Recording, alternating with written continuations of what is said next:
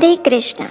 क्या आप जानते हैं भगवान श्री कृष्ण द्वारा बोली गई श्रीमद् भगवत गीता में कुल 700 श्लोक हैं और संस्कृत भाषा में लिखी गई ये भगवत गीता अब तक विश्व की 175 से अधिक भाषा में अनुवादित हो चुकी है। इसमें न सिर्फ मनुष्य की आध्यात्मिक उन्नति के विषय में ज्ञान दिया गया है, अपितु हमारे रोज़मर्रा के जीवन में हम जिन समस्याओं का सामना कर रहे हैं उनका भी व्यावहारिक समाधान बताया गया है। अब आप सोच रहे होंगे कि आज एकादशी कथा में मैं भगवत गीता की बात क्यों कर रही हूँ, है ना?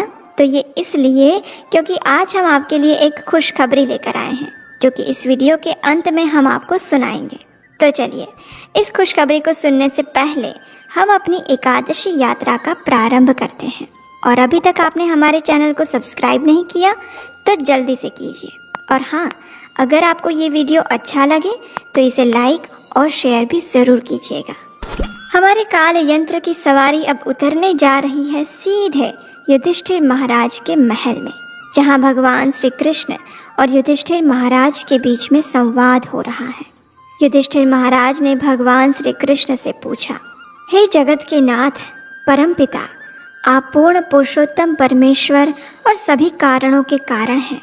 आपने मुझ पर कृपा करते हुए षटतीला एकादशी के विषय में बताया है। हे दीनानाथ, अब कृपया मुझे माघ मास के शुक्ल पक्ष में आने वाली एकादशी के विषय में विस्तार पूर्वक बताएं। इस एकादशी का नाम क्या है और इस व्रत के पालन करने की विधि क्या है? मदन मोहन श्री कृष्ण ने मंद स्मित करते हुए युधिष्ठिर महाराज से कहा, हे राजन, माघ मास के शुक्ल पक्ष में आने वाली एकादशी को भैमी एकादशी या जया एकादशी के नाम से जाना जाता है। यह एकादशी जीवात्मा को जन्म मृत्यु के चक्र से मुक्ति प्रदान करने वाली है।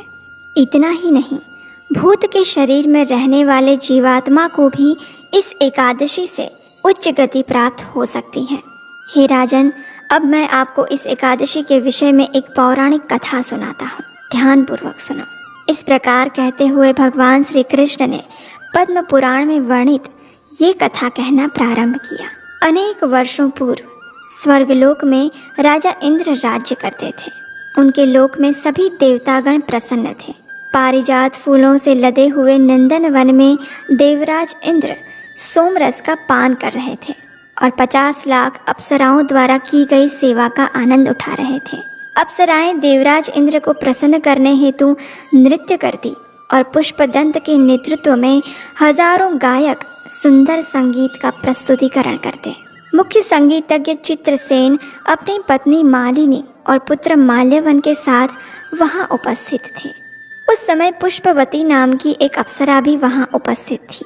पुष्पवती और माल्यवान एक दूसरे के प्रति आकर्षित हो चुके थे। इस कारण देवराज इंद्र के समक्ष उनके नृत्य और संगीत में त्रुटियां आ रही थी।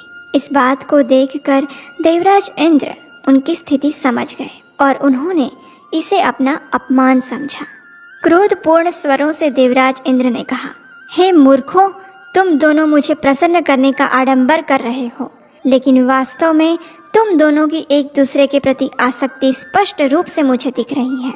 इस भरी सभा में इस प्रकार तुम दोनों ने मेरा अपमान किया है, इसलिए मैं तुम्हें शाप देता हूँ कि तुम दोनों इसी क्षण पिशाच योनि धारण करके पति पत्नी के रूप में मृत्युलोक में जाओ और वहां अपने पाप कर्म का फल भुगतो।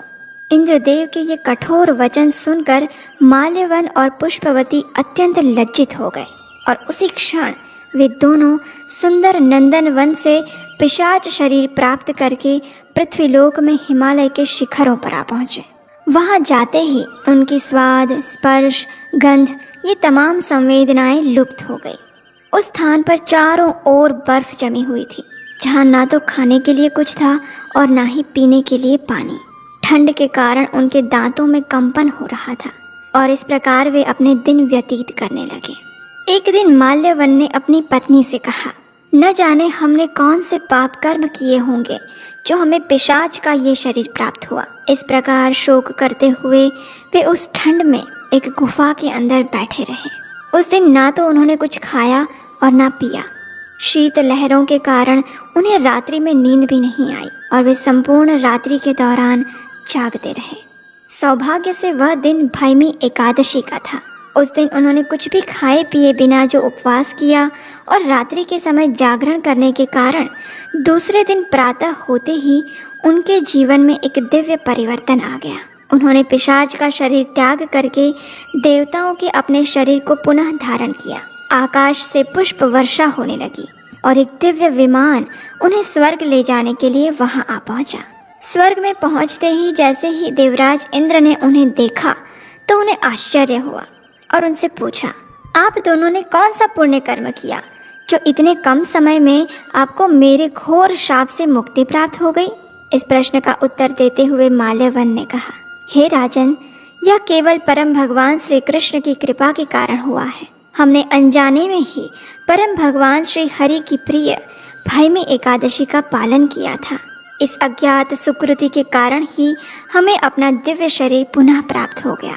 ये सुनकर देवराज इंद्र बड़े ही प्रसन्न हुए और उन्होंने कहा, क्योंकि तुम दोनों ने भगवान श्री कृष्ण की भक्तिमय सेवा की है, इसलिए तुम दोनों मेरे लिए भी अब पूजनीय हो गए हो और मैं देख सकता हूँ कि अब तुम संपूर्ण रूप से शुद्ध हो चुके हो।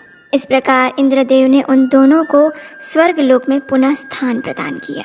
इस कथा का समापन करते हुए भगवान श्री कृष्ण ने कहा, हे युधिष्ठिर महाराज, इसीलिए प्रत्येक मनुष्य को इस परम कल्याणकारी भैमी एकादशी का निष्ठा और श्रद्धा पूर्वक पालन करना चाहिए। इस दिन किया गया उपवास जीवात्मा को वैकुंठ की प्राप्ति कराता है और जो व्यक्ति भैमी एकादशी की इस कथा का श्रवण या पठन भी करता है उसे भी अग्निष्टोम यज्ञ का फल प्राप्त होता है। तो चलिए अब देखते हैं इसका पालन कैसे करें। सबसे पहले एकादशी के एक दिन पहले दशमी के दिन संध्या के बाद अन्न भोजन ग्रहण ना करें। दूसरे दिन प्रातः ब्रह्म मुहूर्त में उठ जाएं और स्नान इत्यादि नित्य कर्म से निवृत्त होकर भगवान श्री कृष्ण की मंगला आरती करें। यह आरती आप अपने घर पर या फिर नज़दीक के मंदिर में कर सकते हैं। उसके बाद तुलसी देवी को जल अर्पण करें, उनकी 3 बार प्रदक्षिणा करें और उन्हें प्रणाम करते हुए उनके मंत्र का उच्चारण करें। तुलसी देवी का प्रणाम मंत्र हमने नीचे डिस्क्रिप्शन बॉक्स में दिया है।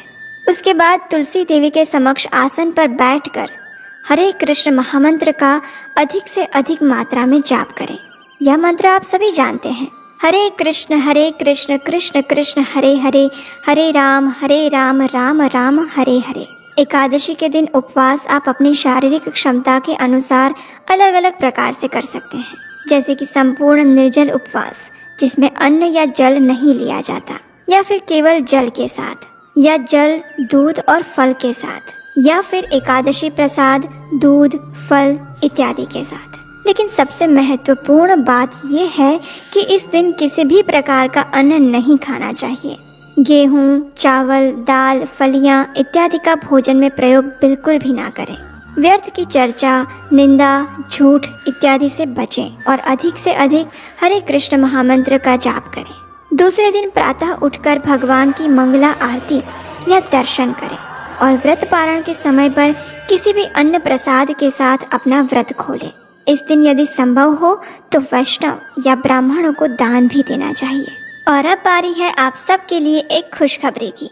पिछले साल गीता जयंती के अवसर पर आप सभी ने भगवत गीता वितरण और भगवत गीता दान देने के लिए हमारा जो सहयोग किया उसके लिए हम आपके हृदयपूर्वक आभारी हैं।